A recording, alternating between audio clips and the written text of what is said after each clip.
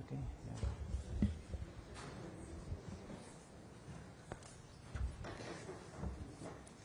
Bien, Monsieur le Président, cher Volodymyr, Messieurs les ministres, Messieurs les ambassadeurs, Mesdames et Messieurs, je suis très heureux une nouvelle fois d'accueillir à Paris le Président Volodymyr Zelensky pour une riche séquence qui a débuté hier soir avec un entretien bilatéral approfondi et s'est poursuivi ce matin avec une nouvelle réunion de la coalition des volontaires que nous avons coprésidée avec le Premier ministre Keir Starmer et à l'issue de laquelle nous avons eu un nouvel échange avec le président Donald Trump. Notre objectif est simple, d'abord de souligner que, comme j'avais pu le dire à la Maison-Blanche le 18 août dernier, le camp de la paix est à Washington, à Kiev et dans toutes les capitales d'Europe et chez tous les alliés de cette coalition des volontaires. Nous sommes 35 aujourd'hui autour de cette table. Ce sont ceux qui ont réagi à la guerre d'agression russe et ce sont ceux qui veulent aujourd'hui une paix juste et durable. Et rappelons obstinément les faits qui sont têtus. C'est la Russie seule qui a choisi la guerre en 2022, comme elle l'avait fait en 2008 en Géorgie, comme elle l'avait fait en 2014 en Crimée et dans le Donbass. C'est la Russie seule qui choisit aujourd'hui de la poursuivre et même de l'intensifier avec le consentement parfois plus que tacite de beaucoup de partenaires. L'Ukraine, elle n'a pas choisi la guerre. Elle a aussi accepté la proposition du président Trump d'un cessez-le-feu inconditionnel dès le 11 mars dernier à Riyad. Depuis, la Russie n'a eu de cesse de multiplier les faux-semblants, les fausses ouvertures, les manœuvres dilatoires en essayant de gagner du temps, en s'accrochant aux mêmes éléments de langage éculés, aux mêmes objectifs révisionnistes, impérialistes, cherchant à limiter la souveraineté de ses voisins. La Russie n'a pas fait que tenter de gagner du temps, elle s'est aussi accrochée à cette volonté de guerre permanente en intensifiant ses attaques contre les civils en Ukraine, comme ces derniers jours et ces dernières semaines l'ont montré, avec des bilans très lourds et inacceptables, en continuant de lancer ses troupes et celles supplétives d'un pays qui est au banc de la communauté internationale pour gagner quelques kilomètres carrés supplémentaires au prix de pertes inouïes. On ne connaît pas le bilan précis de cette guerre, mais on sait que la Russie a perdu dans son dessein plus d'1 million de soldats, tués ou blessés, pour conquérir moins d'1% du territoire ukrainien depuis novembre 2022. Et, ajoutez à cela, la Russie, évidemment, n'a pas le droit avec elle. L'objectif donc de ce sommet et de la réunion d'hier était de mettre les facteurs de la négociation dans le bon ordre. Le problème, je viens de le rappeler, c'est Moscou et cette guerre d'agression. Et en exigeant au préalable à toute discussion de paix le retrait des armées ukrainiennes d'un territoire à peu près équivalent à celui qui a coûté près de 250 000 morts et 1 million de soldats hors de combat à la Russie, elle formule évidemment une idée qui est illégale, immorale et impossible. Et donc, ce que nous défendons depuis le début est que la discussion n'est envisageable que si de très fortes garanties de sécurité sont offertes aux Ukrainiens et que si celles-ci sont la condition pour accompagner un cessez-le-feu ou un accord de paix ou un armistice.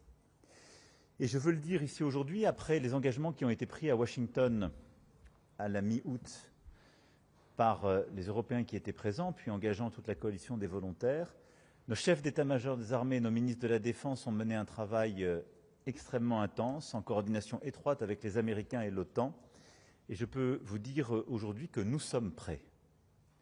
Cette coalition des volontaires, qui s'est établie le 17 février de cette année, ici même à Paris, venant poursuivre d'ailleurs ce que nous avions ouvert dans nos travaux de février 2024 ici même, cette coalition des volontaires, qui est une coalition de paix, a aujourd'hui en effet mis sur la table et clarifié avec un engagement militaire et politique la contribution des 35 membres afin justement d'apporter ces garanties de paix et de sécurité à l'Ukraine.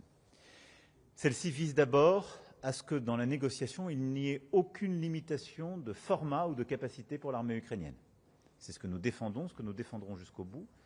Et nous nous sommes donc mis en capacité d'apporter les moyens d'une régénération de l'armée ukrainienne pour qu'elle puisse non seulement résister à toute nouvelle attaque, mais dissuader la Russie de toute nouvelle agression.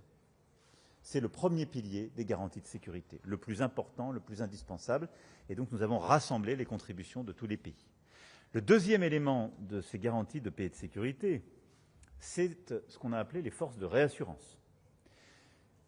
En effet, nous avons aujourd'hui 26 pays qui formellement se sont engagés, plusieurs autres ont encore à clarifier leur position, mais 26 pays qui se sont engagés à déployer comme force de réassurance des troupes en Ukraine ou à être présents sur le sol, en mer ou dans les airs pour apporter cette réassurance au territoire ukrainien et à l'Ukraine le jour d'après le cessez-le-feu ou la paix. Cette force n'a pas pour volonté ou pour objectif de mener quelques guerres contre la Russie, mais c'est une force qui doit garantir la paix et apporter très clairement un signalement stratégique. Elle se déploiera dans le cadre d'un cessez-le-feu, pas sur la ligne de front, mais dans des géographies qui sont en train d'être définies, mais elle vise à prévenir toute nouvelle agression majeure et à impliquer les 26 États très clairement dans la sécurité durable de l'Ukraine. Nous avons, à l'issue de ce sommet, décidé de lancer maintenant les travaux politiques et juridiques pour décliner ces garanties de sécurité. L'ensemble des pays de la coalition avec l'Ukraine. Et nous avons ensuite tenu un appel avec le président Trump, où nous avons pu établir tout cela. Les conclusions de cet appel sont simples. Dans les prochains jours, nous allons finaliser le soutien américain à ces garanties de sécurité. Les États-Unis, comme je l'ai dit, ont été impliqués dans toutes les étapes du processus, et je veux remercier évidemment que ce soit les militaires ou les civils et responsables politiques qui ont mené ces travaux. Et donc nous finaliserons dans les prochains jours le soutien américain, mais il a été clair maintenant que l'ensemble des membres de la coalition des volontaires, européens, mais aussi asiatiques, membres du Pacifique ou canadiens, ont pris leurs responsabilités. La deuxième chose, c'est que nous avons aussi décidé de coordonner nos actions en matière de sanctions primaires et secondaires pour être plus efficaces et arrêter l'effort de guerre russe. Et c'est le fruit de la discussion que nous avons également conduite avec le président Trump à l'instant. Maintenant, les prochaines étapes sont simples. Il y aura des contacts à nouveau entre Américains et Russes. Et nous sommes tous avec une volonté claire, c'est que les rendez-vous qui ont été décidés, sur lesquels les Russes se sont engagés il y a plusieurs semaines, deviennent une réalité. Le sommet bilatéral, physique, entre les deux présidents, et le sommet trilatéral et quadrilatéral que nous appelons de nos vœux. Si la Russie continue de refuser les discussions de paix concrètes, ce qui est la seule conclusion qu'on peut tenir de ces choix et des options répétées depuis le mois de mars dernier, alors nous prendrons des sanctions additionnelles en lien avec les États-Unis d'Amérique et apporterons des réponses claires à ce refus d'avancer. C'est aussi ce que le président Trump a exprimé tout à l'heure à l'occasion de cet appel. Notre objectif, parce que nous avons toujours été du côté du droit, d'une vraie paix, c'est-à-dire d'une paix juste et durable, c'est que l'Ukraine soit rétablie dans ses droits, qu'il n'y ait pas de prime à l'agression et que la violation du droit international ne puisse être consacrée ni acceptée. Il en va du respect du droit international, de la sécurité de l'Ukraine, mais également de notre sécurité à tous. Je le redis ici avec beaucoup de clarté. Je veux remercier les chefs d'État et de gouvernement qui étaient présents aujourd'hui à Paris, mais aussi toutes celles et ceux qui se sont joints à ces efforts, ainsi que la présidente de la Commission européenne, le président du Conseil européen et le secrétaire général de l'OTAN qui étaient avec nous. Je veux ici aussi rappeler que les garanties de sécurité que nous avons finalisées à l'occasion de ce sommet et endossées politiquement sont très clairement compatibles avec toutes les planifications de l'OTAN et la sécurité du flanc Est de notre organisation. Elles ne viennent pas en soustraction de celle-ci, et ceci a été rendu clair pour l'ensemble des membres. Voilà, vous l'avez compris, les prochains jours permettront donc de finaliser ces travaux sur les sanctions d'une part, sur le soutien américain d'autre part, mais ils doivent aussi conduire à accroître la pression sur la Russie pour qu'elle vienne autour de la table enfin mener ces discussions de paix. Cher Volodymyr, Président, la parole est à vous.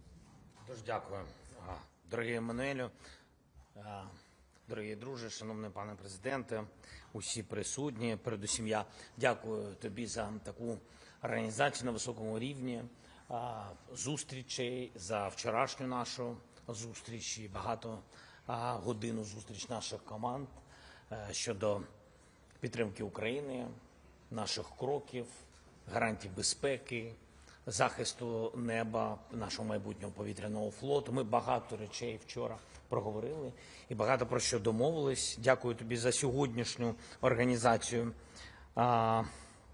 за увагу, за такий особливий час і за дуже особливі перемовини. Ми сьогодні відбула зустріч вже країн-учасниць коаліції охочих, вся вільна Європа, Канада, Японія, Австралія, Нова Зеландія. Я хочу тебе привітати. Найбільше засідання з усіх, що були по кількості країн. Вітаю тебе за організацію. Ще раз дуже вдячний, Еммануель. Дякую. Також хочу доєднатися до слів Еммануеля, подякувати всім лідерам, хто був з нами сьогодні в Парижі, наживо, як то кажуть. І це Урсула, президентка Єврокомісії Антоніо, президент Євроради Алекс, президент Фінляндії Метте, прем'єр-міністр Данії Дональд, прем'єр-міністр Польщі Дік, прем'єр-міністр Нідерландів Барт, прем'єр-міністр Бельгії. І також був на зустрічі Стів Вітков, спеціальний представник президента Трампа. Дійсно, багато лідерів, багато представників країн були онлайн. Ми дякуємо всім за активність, за ідеї та готовність. Це найважливіше. Це готовність підтримувати нас на шляху до миру і вже конкретикою. Ми говорили з президентом Трампом. Напередодні була у нас зустріч в Копенгагені в нашому форматі України, держави Північної Європи та Балтії. Це також важливий формат. Ключова тема для всіх одна – якнайшвидше завершити війну завдяки сильним крокам, сильним рішенням та гарантувати безпеку для України. Фактично всі наші зустрічі будуються з двох елементів. Наша безпека зараз, тобто підтримка для оборони, підтримка для дипломатії та гарантії безпеки довгостроково. Що саме і коли має спрацювати? Ключові речі. Перше, всі погоджуються, що сила для України є силою для миру, і саме тому ми активно працюємо, щоб забезпечити нашу силу, нашу стійкість, забезпечити саме зараз. Всі бачать, що Росія відкидає кожну мирну ініціативу, і жодного згоди на мир від Путіна поки що немає. Дуже специфічне враження також після зустрічі в Китаї, які Путін, очевидно, буде намагатись використовувати як начебто дозвіл для продовження війни. Та й загалом своєю поведінкою Путін намагається показати, що тиск на нього начебто не впливає. Насправді ситуація, ми вважаємо, інша, принципова. Тиск працює, ситуація ускладнюється для російської економіки і для тих, хто торгує з Росією. Цю лінію ми будемо продовжувати. Сьогодні ми говорили про нові санкції, також про вторинні, про спеціальні тарифи в торгівлі, які можуть допомогти. Друге, коаліція охочих працює дуже активно. Військові, політики, радники, є вагомі напрацювання і дуже багато днів, тижнів працювали наші команди. І фактично ми розуміємо, якою має бути основа для реальних гарантій безпеки. Базова рамка є. Також розуміємо, що гарантії безпеки – це не про майбутнє колись, це про ситуацію і зараз теж. Сильна українська армія є і буде центральним елементом гарантій безпеки. Відповідно, це можливості нашої армії, це і зброя, і фінансування, і тренування, і виробництво зброї. Все це забезпечуємо. І це має бути через рік, це має бути через 5 років, через 10 років, як в умовах війни зараз, так і для гарантування безпеки потім, в мирний час. У нас є основа для плану щодо сил, щодо конкретних кроків. Визначаємо, які країни братимуть участь в тому чи іншому компоненті безпеки, хто на землі, хто може допомогти в небі, хто в морському просторі, хто в кіберпросторі, хто не має власних сил, але може долучитись фінансово. Також це конкретика щодо виробництв. Ми констатуємо, що європейські виробничі лінії працюють поки що недостатньо, але це все потрібно і зрозуміло, як нарощувати. Обсяги мають бути більшими, швидкість має бути більшою. Також ми маємо значні виробничі потужності в Україні сьогодні, які не використовуються через дефіцит і брак коштів. Це дійсно серйозно. Майже 60% всієї зброї, яку ми сьогодні використовуємо в Україні, вироблено у нас в Україні. Українці в цьому успішні, я вважаю, якісні, і маємо допомогти кожній європейській країні бути успішною в тому чи іншому виробництві. Технологічне лідерство для Європи критично важливе. Це своя здорова промисловість і достатньо робочих місць, достатньо інвестицій, достатньо взаємодії, лідерства в глобальній конкуренції. Європа має бути лідером, і ми, зокрема, це просуваємо, коли будуємо нові гарантії безпеки для України. Готуємо документи щодо гарантій та визначаємо інвестиції у безпеку від кожної країни. Як Еммануель сказав, 26 країн погодились надати Україні гарантії безпеки. І я думаю, що на сьогодні за довгий час це така серйозна, перша така серйозна дуже конкретика. І я вітаю нас з цим всіх, і тебе вітаю, і Кіра, як головуючих коаліції охочих. Третє. Важливо, що Америка з нами. Ми працюємо в багатьох форматах від таких програм, як Pearl, що дозволяють купувати американську зброю, до готовності Америки брати участь в гарантіях безпеки довгостроково. Сьогодні ми говорили з президентом Трампом. Ми дякуємо за підтримку. Тривала розмова, детальна, про те, як підштовхувати ситуацію до миру. Ми обговорили різні опції. Найголовніше – це тиск, щоб сильними заходами, зокрема економічними, змусити до припинення війни. Ключ до миру – позбавлення російської машини війни, грошей, позбавлення ресурсів. Ми також піднімали питання про максимальний захист українського неба. Це порятунок життів. І допоки немає миру, наші люди мають не залежати від постійних російських атак, російських ракет, іранських дронів, мають забирати вони життя українців. Це важливо і це можливо. Ми розраховуємо на цю програму. Ми домовились про подальші контакти. Дякую, Еммануеле. Слава Україні! Merci, Président. Je crois qu'il est prévu qu'on prenne 4 questions.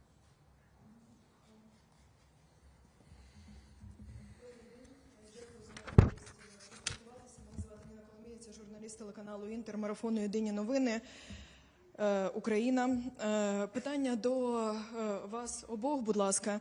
То який, зрештою, формат гарантій безпеки спільно обрала Європа? У якому саме документі вони мають бути закріплені? Чи буде він підписаний кожною з країн? Чи має він бути ратифікований парламентами, аби гарантії були законодавчо закріпленими і незворотніми, і працювали на довгі роки вперед? І також прошу уточнити щодо підтримки від європейських партнерів на цей момент, коли Путін посилив масовані атаки України, і в той час, коли йде підготовка до зими, і ми розуміємо, що цей фактор він також може використати. Щодо підтримки ППО, чи є нові рішення, чи можемо сподіватися на допомогу посилену в цьому питанні? Дякую.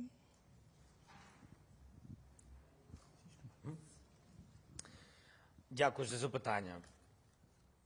35 країн беруть участь. Це найширше представлення всіх країн в коаліції охочих. 26 країн підтримують гарантії безпеки для України в різних форматах.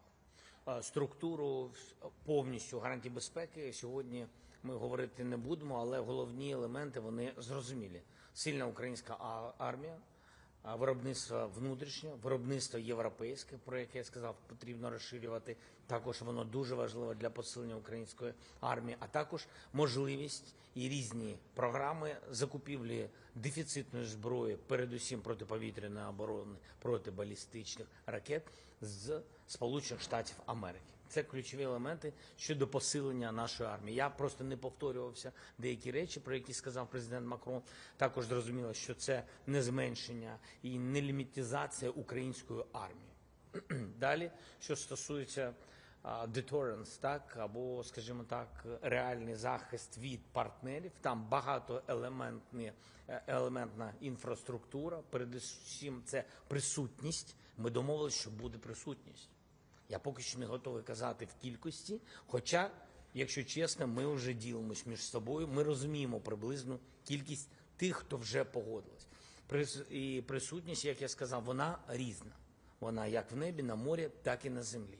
І також ми обговорюємо питання, яке, на мій погляд, ще будемо обговорювати, це бекстоп Америки. Ми хочемо, розраховуємо, ми дуже вдячні, що Америка підтримує і є частиною гарантій безпеки для України.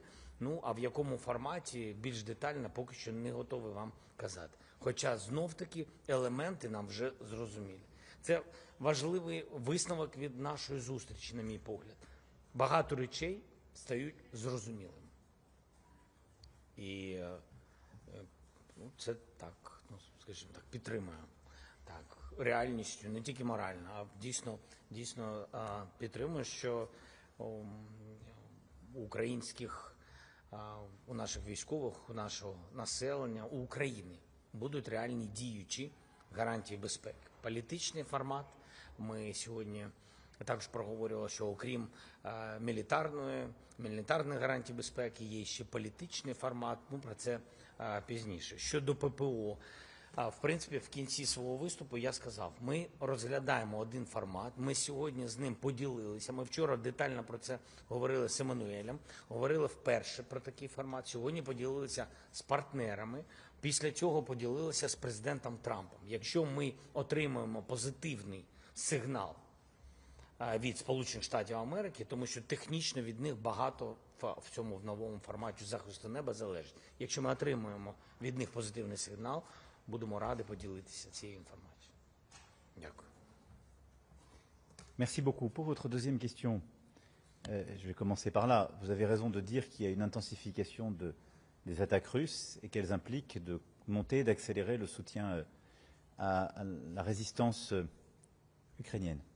Et donc, nous en avons d'ailleurs longuement parlé hier pour ce qui est de l'aide bilatérale, une accélération des livraisons, des formations aussi, des solutions de financement avec nos partenaires clés pour pouvoir soutenir l'effort de guerre ukrainien. Je veux insister sur le point aussi de l'accélération des productions, en particulier de drones sur le sol ukrainien. Il y a eu une transformation remarquable ces dernières années, c'est la capacité de l'Ukraine à produire ces armes. Et donc nous sommes en train aujourd'hui aussi de transférer beaucoup de capacités de production. Aujourd'hui, je parle sous le contrôle du président, mais environ 60% des armes qui sont utilisées aujourd'hui sur terrain de bataille sont produites en Ukraine, avec des coopérations, des aides des alliés, mais c'est extrêmement considérable et c'est ça aussi qu'on veut intensifier. Donc ça, c'est le premier élément pour répondre à votre deuxième question. Pour la formalisation des garanties de sécurité, d'abord, je vous rappelle d'où nous partons. En février 2024, dans cette même salle, nous concluions un sommet où j'avais cherché à remettre de l'ambiguïté stratégique dans le conflit. Nous étions deux à dire que peut-être on serait prêt un jour à mettre des troupes sur le terrain. Il y avait la Lituanie et la France. Deux. Et je rappelle que l'atmosphère était assez négative. Au moment où je vous parle, le président l'a rappelé, vous avez une vingtaine de pays qui ont confirmé leur volonté de mettre des troupes sur le terrain, d'avoir un soutien sur l'espace aérien ukrainien, dans l'espace maritime ukrainien, et donc d'être impliqués dans des fortes réassurances. C'est considérable, et donc c'est une avancée qui s'est cristallisée ces derniers mois. La formalisation se fera dans les prochaines semaines, elle aura à se consolider, mais d'ores et déjà, elle est formalisée pour ce qui est de l'effet utile. Ce ne sont pas des déclarations d'intention. Quand le président Zelensky vous dit 26 pays, ces 26 pays, en fait, les 35 pays de la coalition des volontaires feront partie des garanties de sécurité. 26 pays ont formalisé très précisément leur contribution. Et donc le document que nous avons aujourd'hui, c'est un document de planification militaire où ces 26 chefs d'état-major, puis ministres de la Défense et chefs d'État et de gouvernement ont confirmé ce qu'ils étaient prêts à faire. Chacun dans leur capacité, on est en complémentarité. Maintenant, on va continuer ce travail. On va maintenant, dans les tout prochains jours, le finaliser avec les États-Unis pour avoir la précision sur les soutiens qui sont prêts à apporter, du monitoring du cessez-le-feu jusqu'à toutes ces lignes-là ou sécurité. Et derrière, ensuite, nous aurons en effet à formaliser des textes politiques, c'est-à-dire préparer un accord de paix durable et avoir sans doute un accord multilatéral ou une série d'accords bilatéraux de soutien. Je vous rappelle que nous avions, il y a plusieurs mois, signé déjà des accords bilatéraux à plusieurs en marge d'un sommet de l'OTAN, indiquant nos engagements. Donc il y a déjà eu des engagements de solidarité et de soutien. La force de ce qu'on fait là, c'est que ça va beaucoup plus loin. C'est une planification militaire qui donne le détail des contributions que nous sommes prêts à apporter pour le format d'armée ukrainienne et sur nos forces de réassurance. Voilà. Donc c'est déjà une formalisation opérationnelle. Maintenant, on va travailler sur la formalisation juridique et politique qui va s'articuler avec un traité de paix durable. Bonjour, Mathieu Desmoulins pour TF1 LCI. Monsieur le Président, vous venez donc d'acter ces grandes lignes des forces de réassurance sur la mer, sur terre, dans les airs. Pourquoi est-ce que vous n'arrivez pas aujourd'hui à donner les effectifs qui seront mobilisés, par exemple côté français? Combien d'hommes et de femmes et avec quelle mission très concrètement? Et puis, on l'a entendu des déclarations des autres pays, beaucoup de vos partenaires attendaient le filet américain pour s'engager. On a l'impression, en vous entendant, qu'il n'y a pas eu beaucoup de bougées par rapport aux déclarations du 18 août dernier.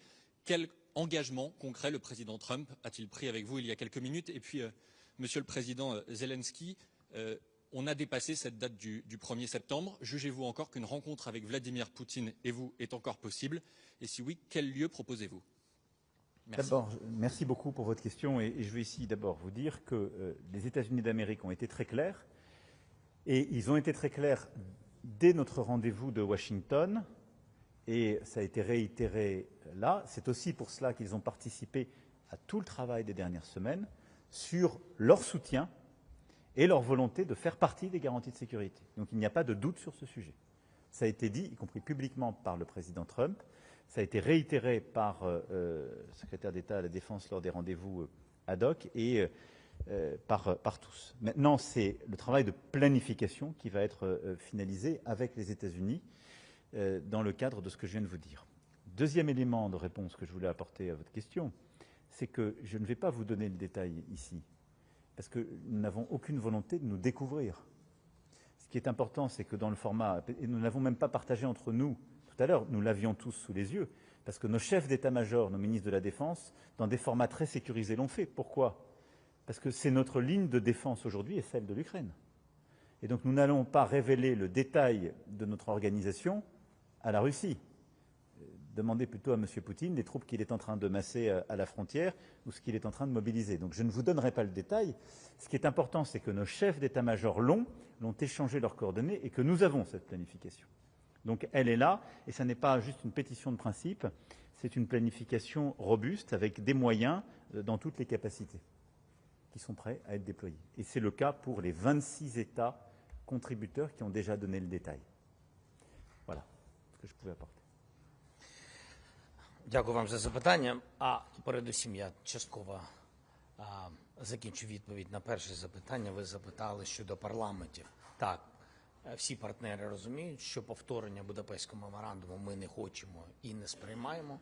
Так само, як і Мінські угоди, тому ми хочемо юридично зобов'язуючі гарантії безпеки, а значить, що потрібно, щоб вони голосували в парламентах тих чи інших країн. Що стосується зустрічі. Зустріч потрібна. Це не про бажання, а це потрібно. Ми підтримували в будь-якому форматі і трьохсторонню зустріч, і двосторонню. Я вважаю, що Росія робить все, щоб відтермінувати. Американські партнери нам передали, що Путін запросив мене в Москву. Я вважаю, що, знаєте, як коли хочеш, щоб зустрічі не було, то треба запросити мене в Москву. Тому я думаю, що Росія почала говорити про зустріч, це вже непогано, але поки що ми не бачимо їх бажання закінчення війни. А зустрічі, я вважаю, дорослі лідери з зустрічі такого рівня повинні виходити з якимось результатом. Бажано закінчення війни. Дякую.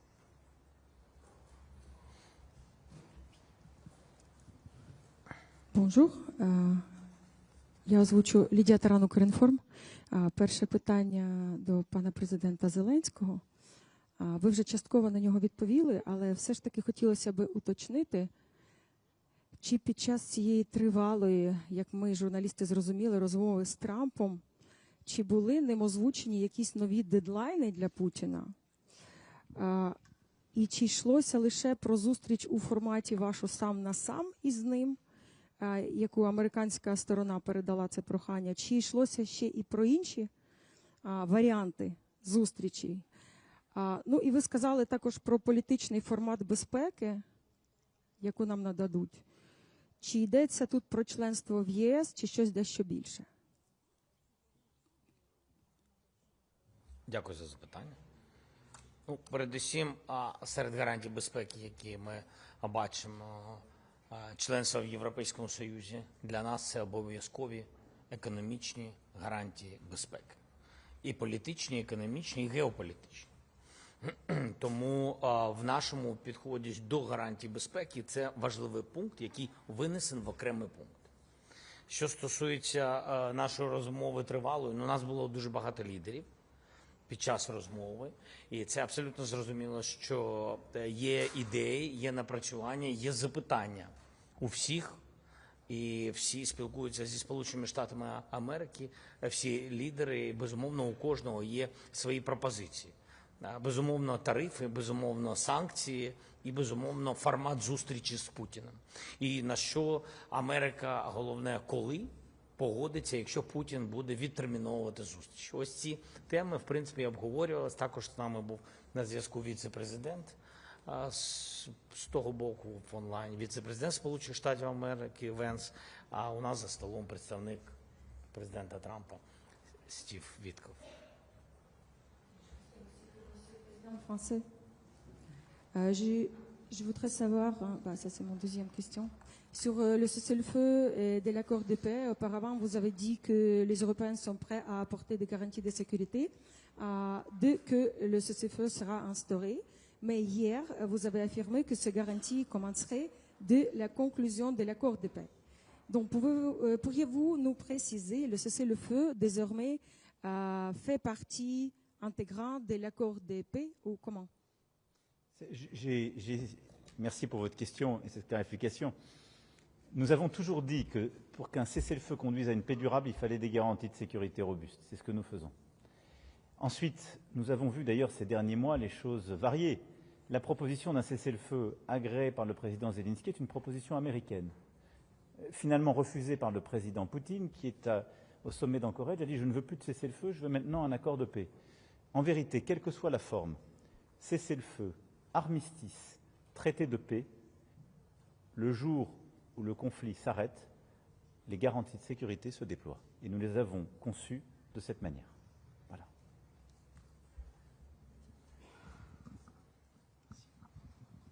Bonjour Monsieur le Président, Léopold Debert pour BFM TV. Bonjour Monsieur le Président Zelensky.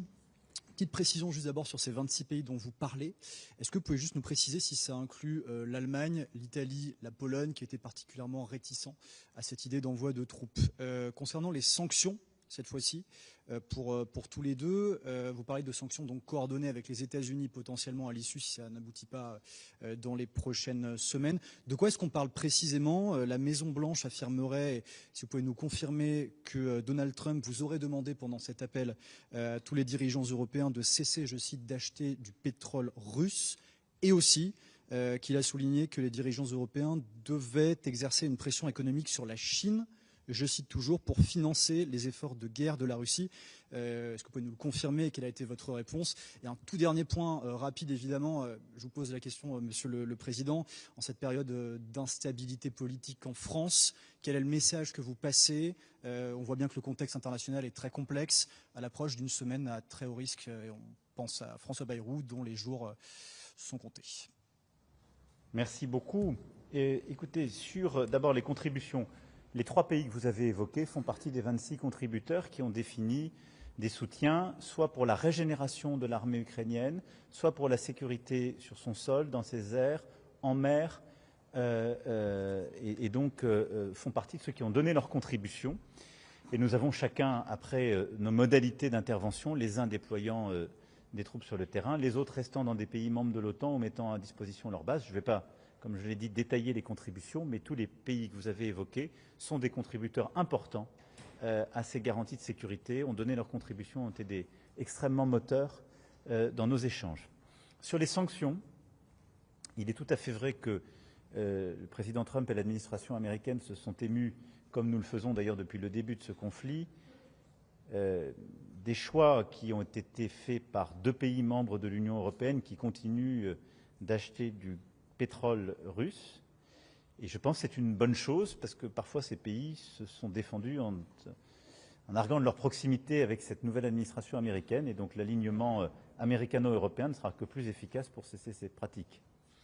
Ensuite, nous avons acté d'un travail conjoint pour regarder les sanctions primaires c'est-à-dire directement sur l'économie russe, et secondaire, c'est-à-dire sur des pays qui soutiennent cette économie russe ou aident à contourner les sanctions pour que les choses soient efficaces. Et à ce titre, la Chine a été évoquée. Donc il y aura un travail qui sera conduit, qui est technique, qui s'inscrit simplement dans un cadre souverain. C'est que nous décidons pour nous-mêmes de ce que nous avons à faire et de ce que nous conduisons. Et il continuera d'en être ainsi. Enfin, vous avez raison de dire que le contexte international en Ukraine, comme au Proche et Moyen-Orient, nous rappelle d'abord que la France est attendue, que nous avons beaucoup à faire, que le monde dans lequel nous vivons est instable. Et le sommet qui s'est tenu aussi à Shanghai ces derniers jours rappelle que la recomposition du monde change beaucoup de choses pour notre Europe. Dans ce contexte, la France doit continuer d'avancer. Et c'est avec une volonté d'ambition, de responsabilité, de stabilité et de respect pour diversité des formations politiques que nous devons aborder tous ces débats. Et j'espère que c'est avec cet esprit et poursuivant ces principes que les jours et semaines à venir seront abordés. Parce que c'est ceux qui m'animeront. Що стосується країн, про які ви сказали, Німеччина, Італія, Польща, безумовно, ці країни серед гарантерів безпеки для України. І тут я підтримую Еммануеля. Поки що ми не будемо йти в деталі, що кожна з цих країн готова надати, хоча знов-таки підкреслюю, що у нас вже є розуміння.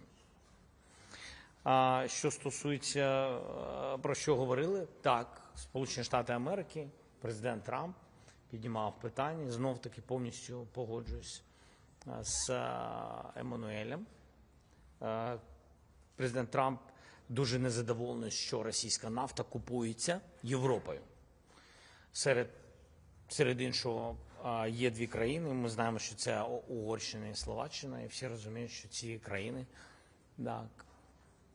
Але я хочу всім нагадати, коли Росія атакувала нашу енергетику, а ми у відповідь атакували їх енергетику, на якій вони заробляють гроші і витрачають ці гроші потім на зброю, то саме ці дві країни жалілися президенту Трампу на те, що ось Україна така, вона зменшує можливості отримання відповідної нафти.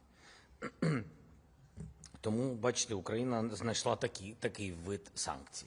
Але, безумовно, я радий, що сьогодні Сполучені Штати Америки абсолютно відкрито говорять про те, що, називаючи ці країни, говорять про те, що вони допомагають руській машині війни. І нам потрібно всім це зупиняти. Merci beaucoup, mesdames et messieurs, pour votre attention, vos questions. Et merci au président Zelensky pour sa présence à Paris. Дякую, Еммануель. Thank you so much.